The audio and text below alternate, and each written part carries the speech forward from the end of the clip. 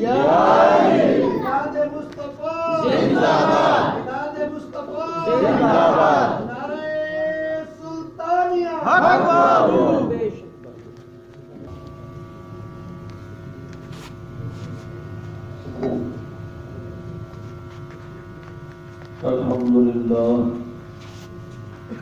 الحمد للہ رب العالمین والصلاة والسلام على من كان نبيا وآدم بين الماء والطين سبحان اللہ وعلى آله وأصحابه وأهل بيته أجمعين أما بعد فقد قال الله تبارك وتعالى في كلامه المجيد والفرقان الحميد وأعوذ بالله من الشيطان الرجيم بسم الله الرحمن الرحيم هو الذي أرسل رسوله بالهدى ودين الحق ليظهره على الدين كله وكفى بالله شهيدا محمد رسول الله آمنت بالله صدق الله مولانا العظيم وبلغنا رسوله النبي الكريم الأمين إن الله وملائكته يصلون على النبي يا أيها الذين آمنوا صلوا عليه وسلموا تسليما وعليه الصلاة والسلام عليك يا سيدي يا رسول الله وعلى آلك وصحبه يا سيدي يا حبيب الله الصلاة والسلام عليك يا سيدي يا رحمة للعالمين وعلى آلك وصحبه يا سيدي يا شفيع المذنبين بسم اللہ اسم اللہ دا ایمی کما بھارا ہو نال شفاعت سرور عالم چفسی عالم سارا ہو حدوں پہ حد درود نبینو جس دا ایڈ بسارا ہو میں قربان تیرا تھی سونا درتبہ ہوتی نہ ملیا نبی سہارا سکون قلب ملا لذت حیات ملی مل گیا در رسول ساری کائنات ملی منزل ملی مراد ملی مدعا ملا جب مل گئے حضور سمجھو خدا ملا خدا کا نظارہ ہے دیدار احمد محمد احمد ہر خدا بن کے آئے قوت عشق سے ہر پست کو بالا کر دے بہر میں اس میں محمد سے گزارا کر دے جب عشق سکھاتا ہے آداب خودآگاہی کھلتے ہیں غلاموں پہ اسرار شہنشاہی نہایت ہی وجہ القدر واجب الاحترام معزز و مکرم محترم علماء کرام شیخ نظام قابل قدر قابل عزت معزز سامعین حاضرین ناظرین السلام علیکم ورحمۃ اللہ وبرکاتہ معزز سامعین جس طرح کہ آپ حضرات کو معلوم ہے کہ آج کی محفل پیارے محبوب اور نبی پاک صاحب الرام صلی اللہ تعالی علیہ وسلم کے میلاد پاک کی محفل ہے اور یہ ہماری خوش نصیبی ہے کہ اللہ تعالیٰ نے ہمیں یہ موقع عطا فرمایا کہ ہم پیارے محبوب کی محفل سے جا کے بیٹھے ہیں دعا ہے کہ اللہ تعالیٰ ہمیں ہمیشہ ایسی محفل نصیب فرمائے پیارے محبوب کے گیت گانے کی توفیق نصیب رہے معزز سامعین محبوب کی آمد اللہ تبارک و تعالیٰ نے اس محبوب کو بھیجا جس کی خاطر فرمایا لولا کلمہ خلقت الافلاق اے محبوب اگر آپ نے ہوتے تو افلاق کو پیدا نہ کرتا لولا کلمہ اظہرت الربوبیہ اگر آپ نے ہوتے تو اپنا رب ہونا بھی ظاہر نہ فرماتا تو معزز سامعین میلاد پاک کی جو حقیقت ہے وہ اصل کیا ہے پیارے محبوب کی آمد ہوئی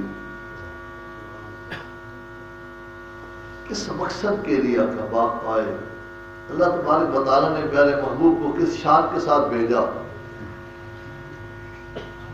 کس کی طرف بھیجا اور کیوں بھیجا حضور علیہ الصلوۃ والسلام کی ولاد با سعادت کے تین پہلو ہیں ایک ہے میلاد مصطفیٰ یعنی آقا پاک صلی اللہ علیہ وسلم کا دنیا میں تشریف لانا یعنی ولادت با سعادت پیدا ہونا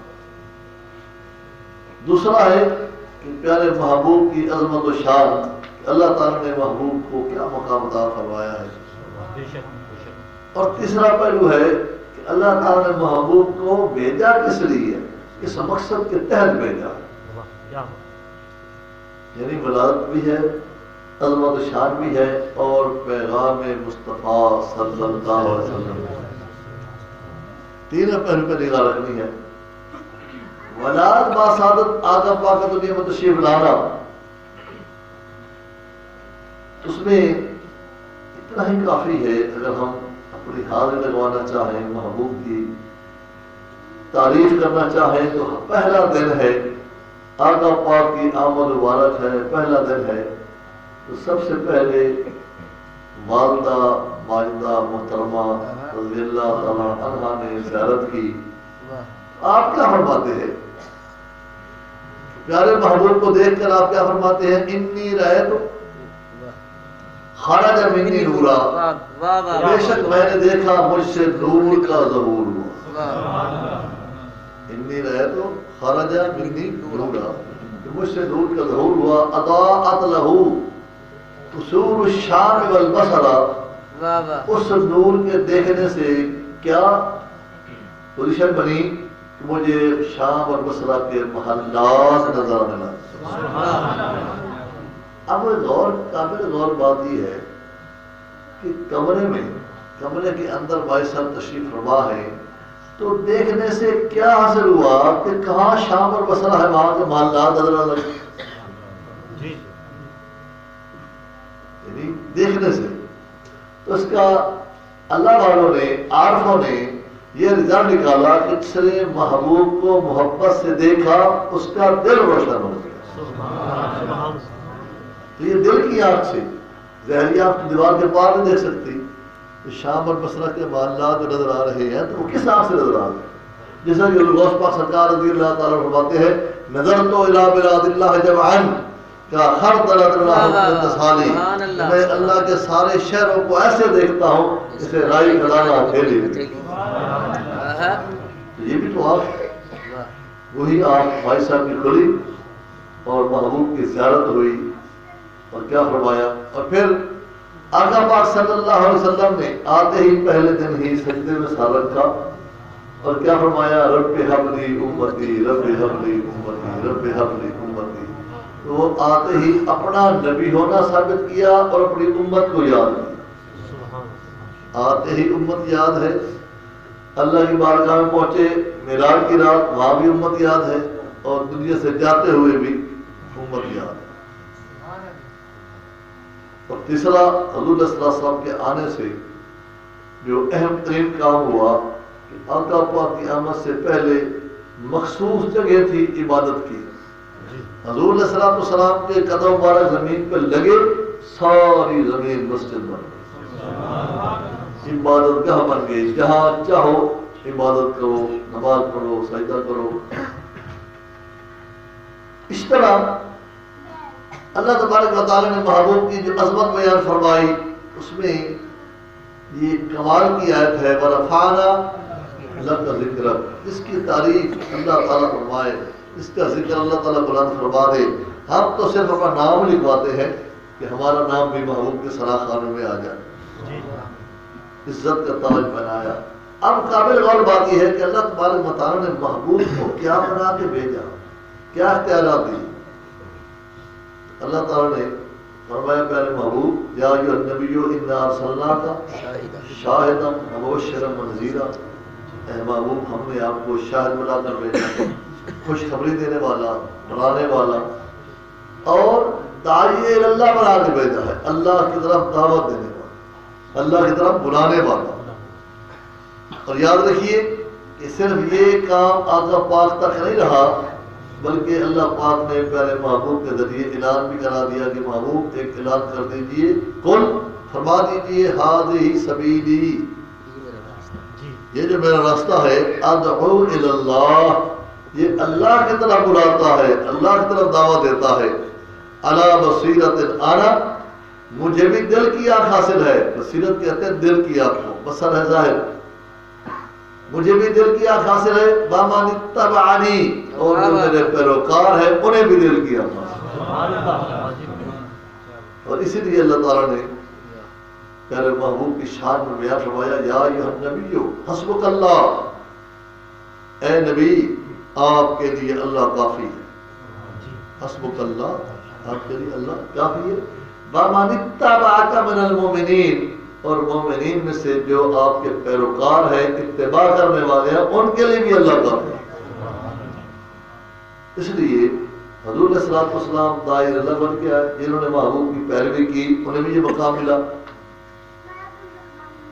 اور پھر اللہ تبارک و تعالیٰ نے پیارے محبوب کو ہادی بنا کر بھیجا. فَوَالَّذِي أَرْسَلَ رَسُولَهُ بِالْهُدَىٰ وَدِينِ الْحَقِّ، محبوب کو ہادی بنا کر بھیجا، دین حق دے کر بھیجا. لِيُظْهِرَهُ عَلَى الدِّينِ كُلِّهِ، تاکہ تمام دینوں پر دین حق غالب آئے. اب جہاں ہمیں یہ سمجھ آ گئی کہ محبوب کو اللہ تعالیٰ نے بااختیار بنا کر بھیجا، داعی اللہ بنا کر بھیجا، ہادی بنا کر بھیجا، نور بنا کے بھیجا، رحمت للعالمین بنا کے بھیجا، جتنی بھی تعریف کریں اتنی تھوڑی. لیکن آج اس میلاد پاک کے صدقے جو میں عرض کرنا چاہتا ہوں وہ اہم ترین نقطہ یہ ہے کہ کیا محبوب ایک زمانے کے لیے آئے؟ اللہ تعالیٰ نے محبوب کو صرف ایک زمانے کے لیے تو نہیں بھیجا، تو مخصوص ایک زمانے کے لیے. اللہ پاک نے محبوب کو تمام جہانوں کے لیے رحمت للعالمین بنا کر بھیجا. اللہ تعالیٰ نے محبوب کو تمام جہانوں کے نبی بنا کر بھیجا، رسول بنا کر بھیجا.